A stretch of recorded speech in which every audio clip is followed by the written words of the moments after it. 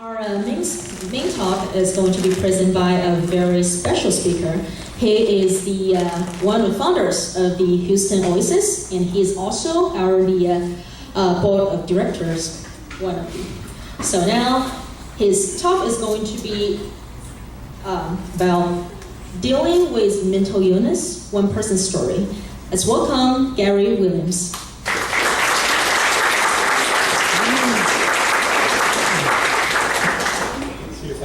Right. Okay.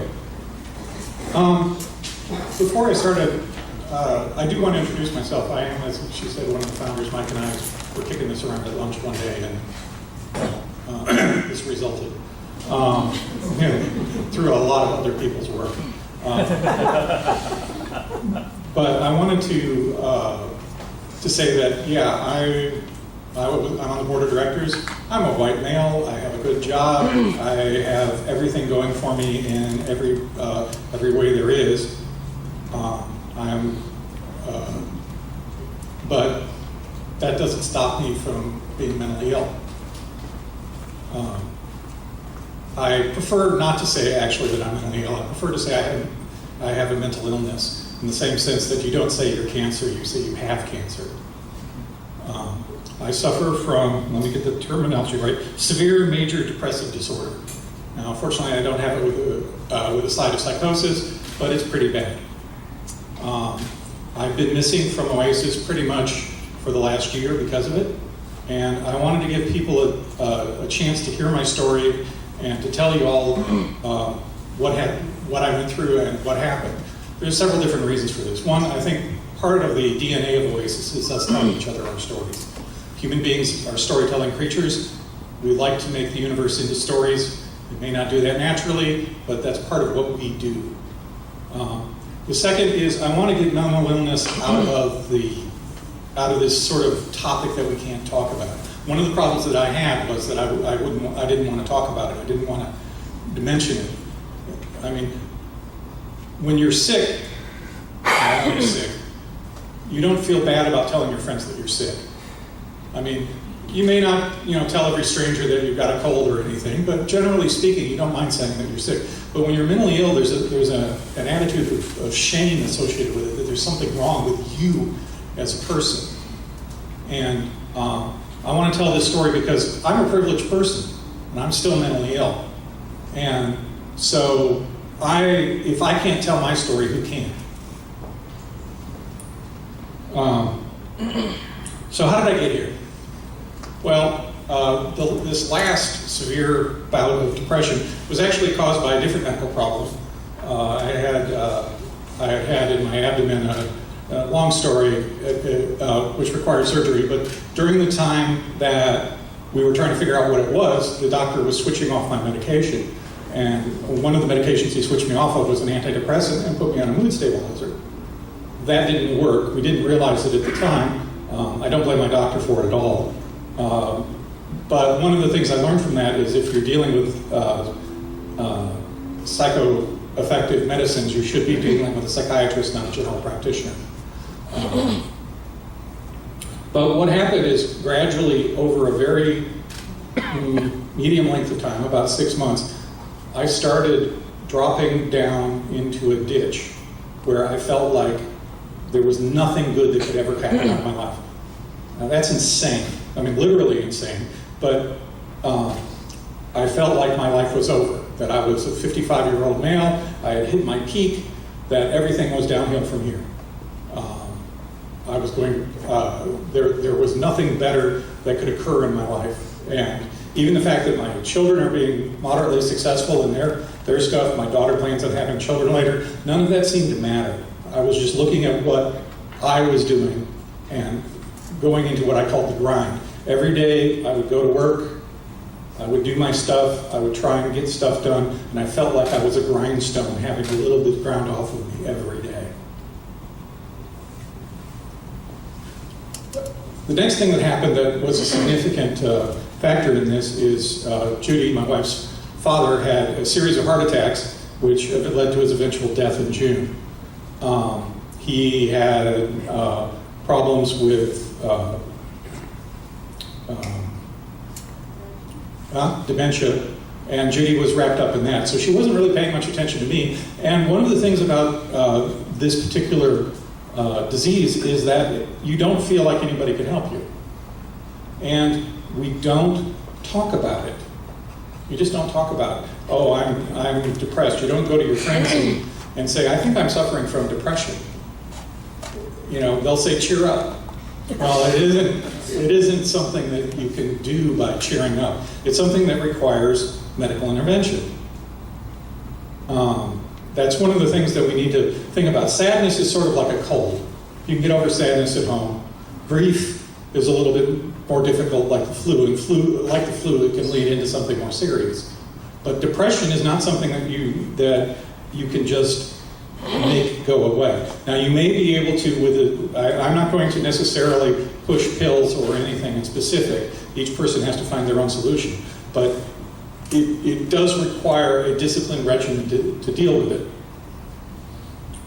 So I stayed in the grind. And I stayed in the grind for months and months. Every day I was going and feeling just a little bit less, that my future was a little bit further, was getting a little bit worse, and everything was going downhill. So I came up with a plan to deal with it. I'm a project manager. Planning is what I do. The plan, unfortunately, involved killing myself. I won't go into the details of the plan because, quite frankly, nobody needs to have any help in that area. But it was a good plan, and it was something that I thought would work. And I didn't care what it would do to other people, because it hurt me so much that I couldn't imagine that anybody else would feel bad about it. And I didn't. And one of my thoughts, and this is something to remember if you're talking to a depressed person. Guilt is not a reason to stay alive. Saying, "Hey, all of these people are going to be hurt if you die." Well, okay, I'm in pain. What about that? I'm hurting. I hurt. And I hurt badly. I just want it to stop. I need a way to get it to stop. And I'm not rational. The thing that happened that changed this was that I was looking at my plan, reviewing it again, and I realized it was going to work. This is a really good plan. Still had some details to work out of the when and where and things like that. But then my project management instincts kicked in, and I said, you know, if this works, you've only got one shot at it. And there's no way to undo it. So I better check with somebody to see if I've made any mistakes. And with no real thought that anybody would try and stop me particularly, which tells you something about my mental state. So I went to Judy and said, hey, I've got this plan. Maybe, and she was like, oh, and we talked a little bit, and I said, well, maybe I should go to the doctor and see if I should get my meds adjusted. Maybe a little bit of something will help. And she was like, yes, we're going to the doctor. So we went to the doctor, and the doctor listened to what I had to say, and I told him a lot of what I just told you. And he said, yes, I know some people who can help you. So I went to a behavioral health clinic, or hospital. And interesting things about behavioral health hospitals. If they think you're a danger to anyone else or yourself, they can't let you go. Even if you voluntarily check in, they won't let you go. Now, I was passive enough at that point. One of my symptoms in my depression is that I get passive. So if people take an active, firm stance, I will generally go along with it. So that makes it a little easier for people who are dealing with me. But I'm also very, very quiet about things. I don't say anything and I don't talk, I just stare off into the wall. So it's very difficult to get information on me as well, which is the downside. So I went to the hospital. And I'm going to tell you a little bit about what it's like to be in a mental hospital, because it's not something people talk about very often. It is not a, well, okay, technically I suppose you could call it a loony bin, cuckoo's nest, whatever pejorative term you want, but really it's a hospital. There are differences between that and a normal hospital. One is they don't make you dress in the little gowns with the ties in the back. You can actually get your clothes, but you can't keep your shoelaces. It's very difficult to find deodorant that has no alcohol in it, because you're not allowed to have any alcoholic substances on the floor. There are a whole set of various strictures. The bathrooms are a little different than normal bathrooms because they're designed so you can't hurt yourself. The bedrooms are very sparse with everything nailed down. Again, designed so you can't hurt yourself. But there was no sense, the people there were incredibly friendly. They were trying to do a job, and they were trying to help me. Now, the interesting thing is that when you go into the hospital, you know, they normally, in the movies and stuff, they talk about therapy and talking with people and whatever. The first thing they do when you go into a hospital is they try and get your meds right. Because until they get your meds right, your brain isn't straight enough to be able to take on any therapy. They give you some intermediate therapy, but mostly what they're trying to do is get you on the right dosage to get you back to the point where you can function. So I spent a week there, and it was a relief. I didn't have to do anything. I wasn't in the grind. I was feeling okay. It was almost like a vacation, which, again, tells you something about my state of mind. It was a very nice place. It's one of the best in Houston, per my friend who is on the Harris County Mental Health Line, which I recommend if you need help. So I spent a week in the hospital, and at the beginning I was basically just sleeping, and by the end I had some idea that I might be able to do something about my situation. The next phase was what they call outpatient in hospital. How do they put it? You're hospitalized, but you're an outpatient. You spend your entire day there from 9 to 2 or 3, and they supervise you. You spend the time in group or in various therapies, and that lasted for 2 to 3 weeks. During that time, they were trying to help us understand what were the triggers for us, what caused us to have these issues, where we need to be. And I can recommend group therapy just in general. There are groups for depression, there are groups for almost everything. The fact that most of the time, most of my energy was spent trying to help other people illuminated what was wrong with me. Because it became clear where my areas were and where I needed help. After that, I stepped down into basically half-day therapy, where I was going just until noon. And then after about 2 months, I was released I went back to work. They made sure I had a therapist. I was seeing my psychiatrist regularly, and I was quote unquote ready to go out in the world. I will say my doctor was very helpful. He very much paid attention to what I was saying, and we worked together to decide what types of drugs and how to do it. I'm on a cocktail of 3 different medicines. It seems to have stabilized me, and I seem to be doing pretty well. So what I want to say is that in order to get out of this hole, I had to talk to people. We need to talk about this, just like I did. We need to say, we need to be able to say to our friends, hey, there's something wrong. Hey, I don't feel quite right. And have it be something that they know how to deal with as well. Because if somebody said to you, I'm depressed, cheer up. Get your, maybe get some sleep, get some exercise, eat right, do good. That isn't necessarily going to work. If someone says they're suicidal, get them help immediately.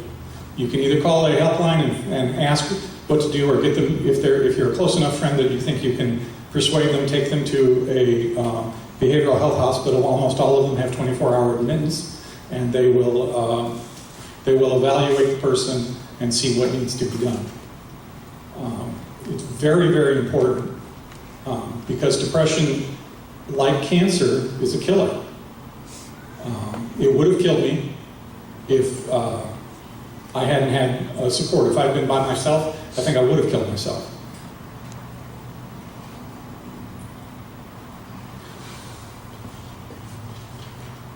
So I want to go in, the next thing I want to go into is a list of the official symptoms for depression. Depressed mood or irritable for most of the day, nearly every day. Note that these are not, I'm depressed or I'm sad. These are, listen to these symptoms carefully. A decreased interest or pleasure in most activities, a significant weight change, greater than 5%, either up or down, insomnia or sleeping more. Either one can be a sign of depression. A change in activity, agitation, psychomotor agitation or retardation. What I would do is get hyper. I couldn't sit still. I couldn't move, and then I would switch over and I would just sit in my chair and stare at the wall. So I had both of those. Fatigue or loss of energy. Unfortunately, that's very nonspecific. Guilt or worthlessness, feelings of worthlessness or excessive or inappropriate guilt. If someone is saying, I have no friends, nobody likes me, and you know for a fact that that isn't true, that is a strong sign that there's something going on in their brain. If someone is acting in a way that doesn't match reality, if they're, especially in this group, if they're off from normal behavior, get them help. You can call a helpline and ask, hey, my friend has these symptoms, what do I do? And they will help you with it. Concentration, diminished ability to focus on things. I thought I was going senile. Literally, I thought I was going senile. It was one of the things that was causing me a great deal of fear because I couldn't think. My brain was so clouded that I couldn't focus on my work. I couldn't get anything done. I was turning in a minimum job at work. My work has been wonderful through this. For all their reputation as evil, Empire Halliburton was actually very good to me.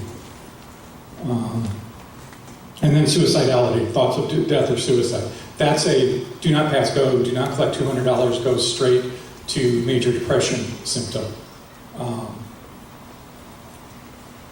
Now, that's the official list from the DSM-5. The actual list is not going to look like that. You're not going to be able to go through and check with someone. Has somebody withdrawn from the world? Have they become non-communicative?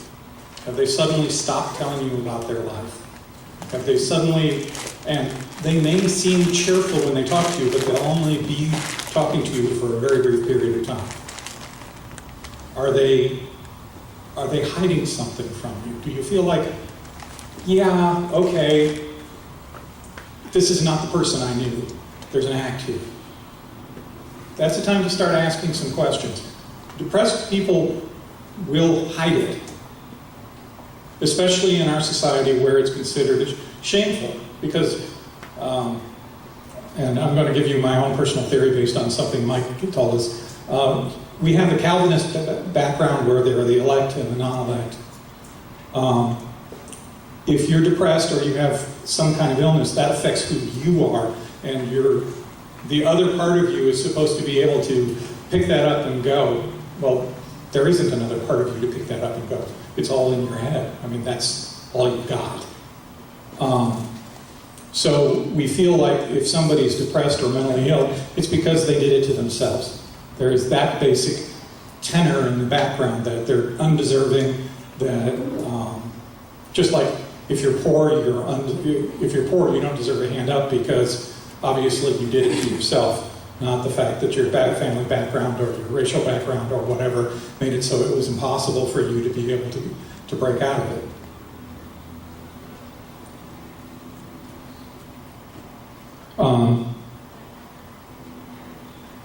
reiterate, also take your meds. If you are depressed and you have any mental illness for that matter, one of the things that they reiterated again and again and again and again and again at the hospital was take your meds. One of the things with mental illness is that when you're feeling fine, you don't see any reason to take your medicine.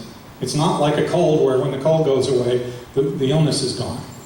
You have to continue on your medication. If you want to change your medication, go back to your doctor and have a talk with them. Then you can say, look, I think I'm on too much, I think I'm on too little, I think I don't need it anymore, can we give it a break? But talk to your doctor. If you don't trust your doctor, change your doctor. Okay?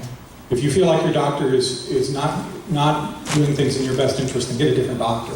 But talk to your doctor, your medical advisor, about how to change things. Don't do it on your own. One of the things that a mentally ill person has is not a good sense of self.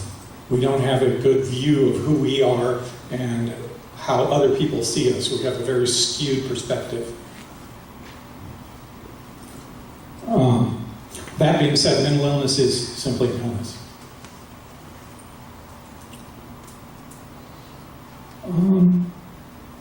And I think that's about it. I'm a little short today, but are there any questions? Yeah, thank you for the talk. It sounds like, as I was listening to you speak there, that the term depression may not be the correct word. Maybe it's suicidal is what we're talking about, right? Because when you say the word depression, it tends to link to depressed or sad, which, as you pointed out several times, is not really. There's a huge difference between those two. One is emotional, and the other is more or less an illness, or whatever the term you want to put. Yeah, I agree that the term depression is not good. I probably wouldn't go with suicidal because, quite frankly, one of the points of this talk is to get people help before they get that far. I want people, if they're feeling bad over a long period of time, and I've had multiple bouts of depression through my life. I've been living with it since I was a teenager, and I still got myself wrapped around the axle on this. But depression is not a great name for the kind of hole you're in. And a lot of people describe it as a hole without a ladder. There's no way out.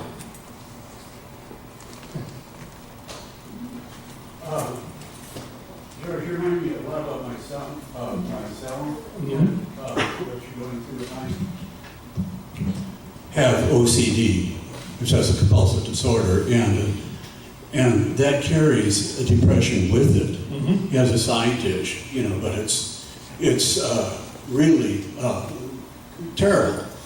And I would never have, I'm happy now, but I found this medication in 1995, specifically for OCD, and I got a good psychologist too, and she told me that if I got on the right medication, I wouldn't even have to go back and see her anymore. Right. And that was true, I just figured it all out. So what it was brain chemistry, which seems that, if you've had that all your life, it's something it's a problem with your brain chemistry. And the medication will change that, and it'll give you some side effects like shaking and stuff, but to me it's well worth it. Thank you for talking to us. Yeah, in my case it's clearly genetic. There's clearly a genetic basis. My entire family suffers from depression. I had a friend in Austin who was manic depressive, and they had a community center where people with mental problems would gather. And so I got to know them pretty good. And almost universally, they hated the medications they were taking. In fact, they hated them so much, I decided I'm not going to take drugs because it was so bad. What was your experience with the drugs for depression? Quite honestly, they were almost magical.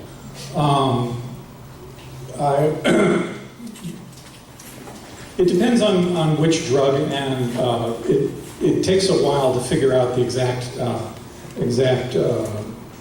dosage. The first time I was on drugs was back in 2000, something like that, 1999, and it was because somebody put me on, I think, an anti-anxiety medicine for stomach problems. And Judy was like, I've got my husband back, In this case, it was a ladder out of a hole. Now, I'm an older male. I don't know if that has something to do with the side effects. I also had GERDs and a host of other gastroenterological problems, so I'm used to a lot of random side effecty kind of things. So that may be part of the reason it doesn't bother me as much. But I think that there are now enough different kinds of drugs that you need to find a psychiatrist or who is willing to experiment with you and work until you find the right mix for whatever you're looking for. Gary? Yo. I'm over here, sorry. Yeah. I was in and out of the room during your talk, and you may have answered this already. But when you're addressing mental illness and you've gotten as far as seeing a doctor and finding medication, what's the process like to bring it to the attention of an employer? And how does that, did you worry about being discovered and then being marginalized at work? Yes, I still worry about it. There's a certain level of risk inherent in me giving this talk. My boss at the time knew what was going on, HR knew what was going on. The hospital had contacted them directly. I had let a coworker of mine who I trust know what was going on. But that was it. And I haven't really talked about it with people at work. They know I was missing for several months. They don't really know why. I'd been missing previously, in the previous year, because of the other issues I'd had, physical issues. So they may have thought it was another bout of that. But yeah, I worry about it. I worry about the fact that if they find out something's going to happen, but I'm not. Again, Halliburton is a very large company, and they have policies. They have policies in place, and I'm not really worried about advancing my career at this point. I'm more attempting to stay stable until retirement. Gary, thank you for your talk. Just wanted to ask, with the psychiatrist, would they also recommend like behavioral stuff, or is that the part that the therapist deals with more? That was largely the therapist. The behavioral stuff actually was most pushed in group therapy when we were talking as a group, right thinking kind of stuff, CBT, things like that. When I worked with my individual therapist, we were working at a much more detailed level on stuff, on my personal stuff, which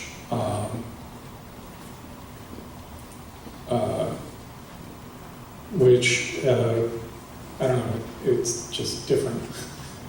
I don't know how to explain the difference. Gary, interesting talk. I just want to let you know that there's a company now that has a process where they take a bit of saliva and through your DNA can tell which profile of drugs is most likely to be effective for that particular DNA sample, based on a lot of research they've done over the years. I don't remember the name of the company right now, but I can get that. I've often thought that in 50 years they'll look back on us like we look at Civil War medicine. What do you mean they took drugs without knowing a complete genetic profile? What were they, barbarians? What did they do about side effects? They lived with them. What? Sometimes it killed people. Oh, wow. Can't imagine it. And you got a problem. I don't know what to do with my son. Mm-hmm. It's similar to the problem. Can you help me, please? Just guide me. My suggestion would be that if you have an idea of what the problem is, that there are support groups for families of people with mental illnesses.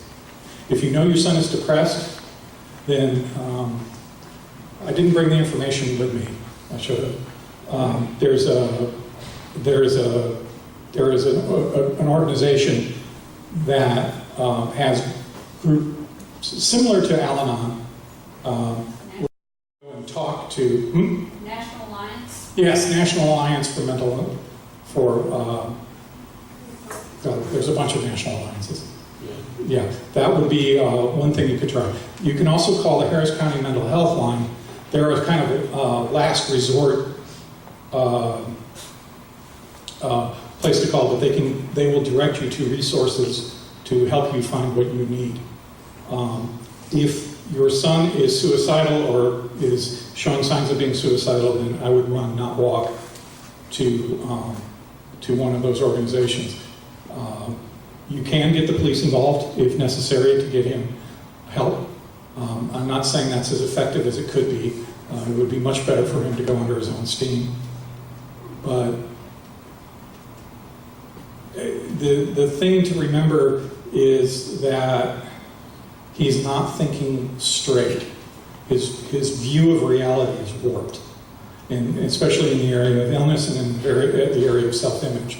So in my bouts of depression, I almost always felt like there was no hope for me. So it wasn't worth the effort to get help.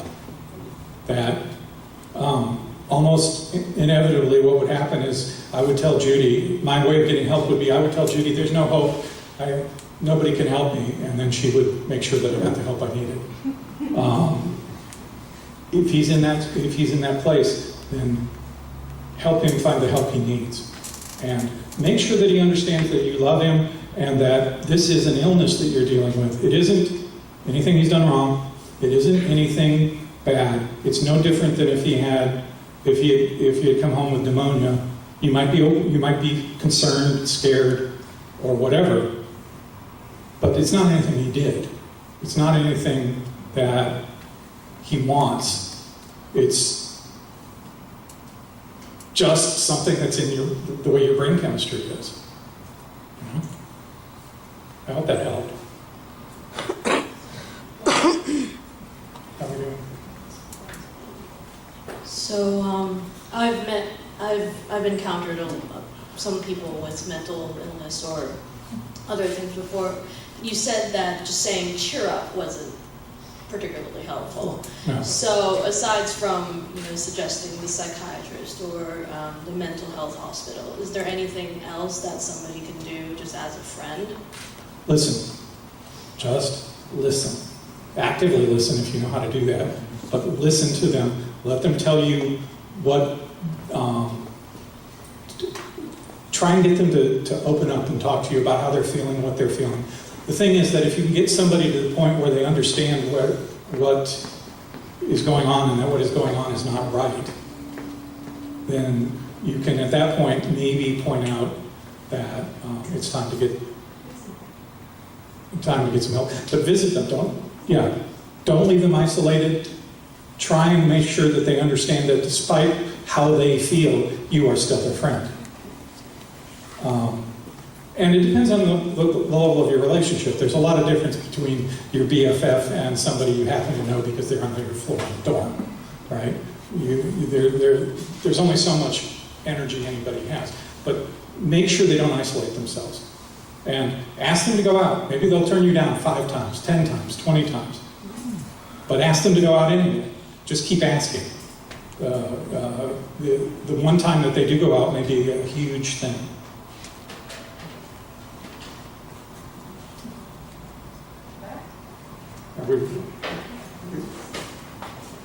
Okay, I think we're out of time. Or we got time for one more question?